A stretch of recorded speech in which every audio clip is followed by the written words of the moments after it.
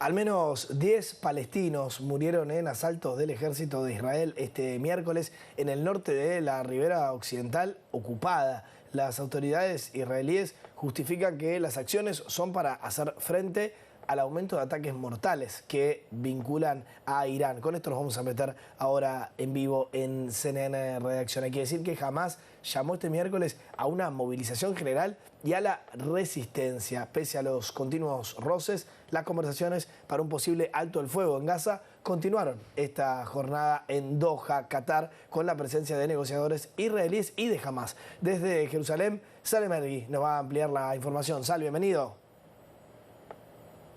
Hola Nacho, pues se trata de la operación más amplia del ejército israelí contra las milicias en la ribera occidental desde el inicio de la guerra el pasado 7 de octubre. Recordemos, desde entonces Israel lanzó en respuesta al ataque de Hamás una masiva y ofensiva sin precedentes en la franja de Gaza, pero también intensificó las incursiones terrestres, incluyendo también con el apoyo de drones y cazas de combate en la ribera occidental, el territorio ocupado en la guerra de 1967.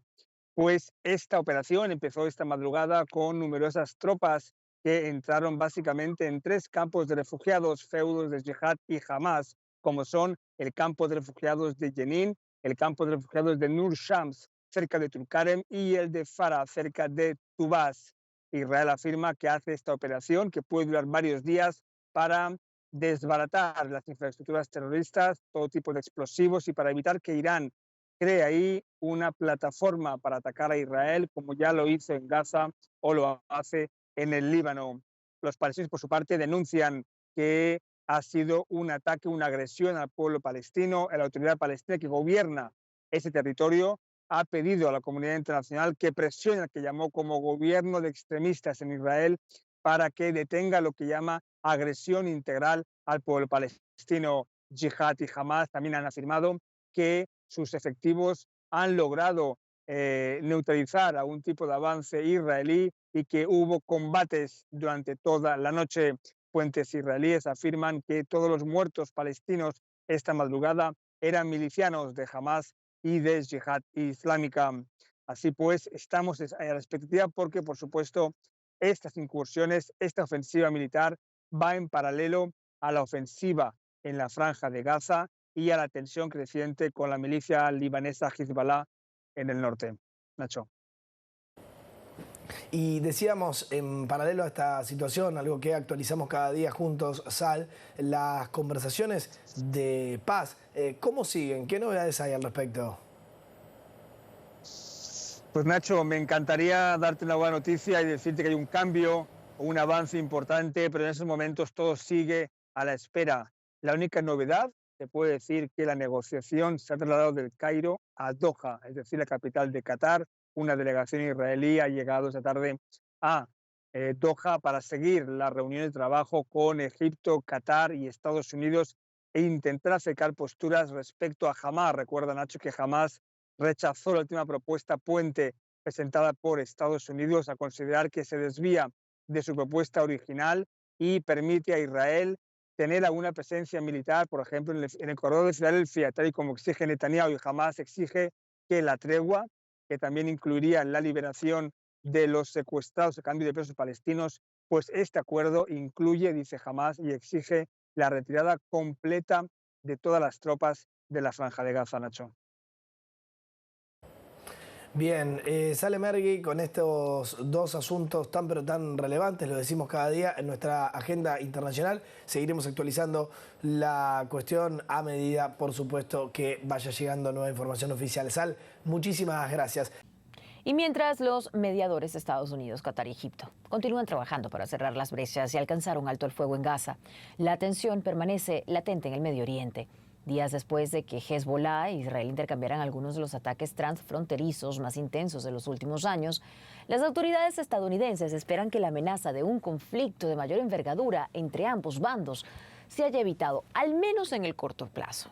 Pero la pregunta que se hacen muchos al ver este escenario es, bueno, ¿cuál es la probabilidad realmente de que estalle un conflicto mucho más amplio o incluso que dicho conflicto lleve a Estados Unidos a una guerra?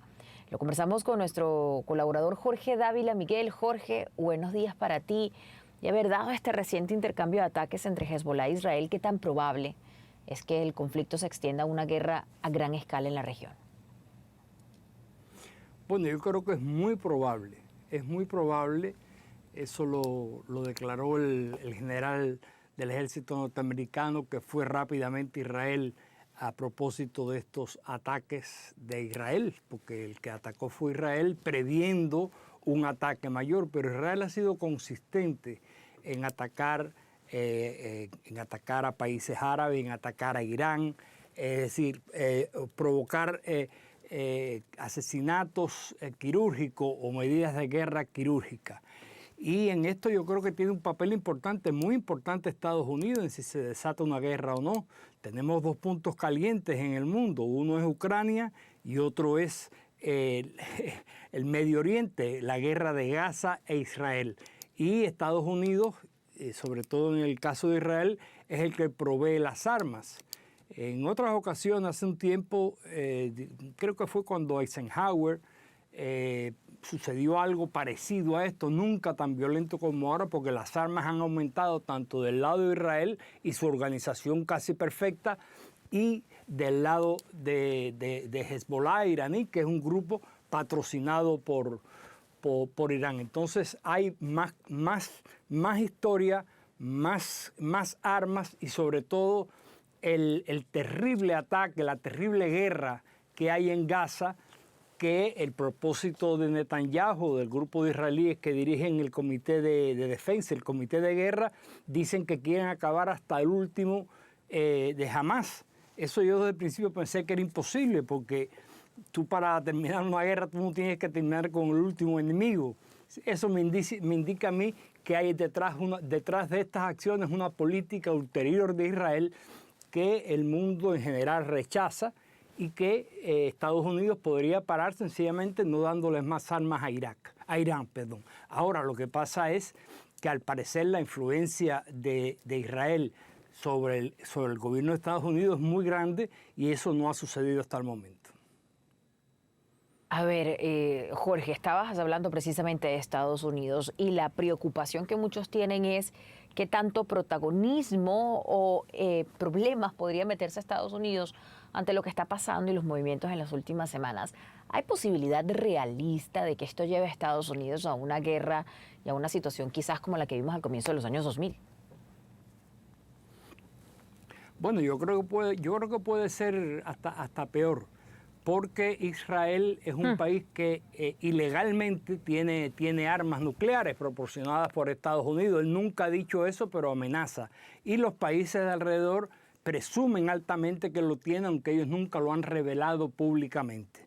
O sea, que ahora están las armas nucleares en juego, las armas nucleares tácticas, que posiblemente Israel utilizaría para detener el avance de Irán y del grupo terrorista Hamás y el grupo terrorista Hezbollah.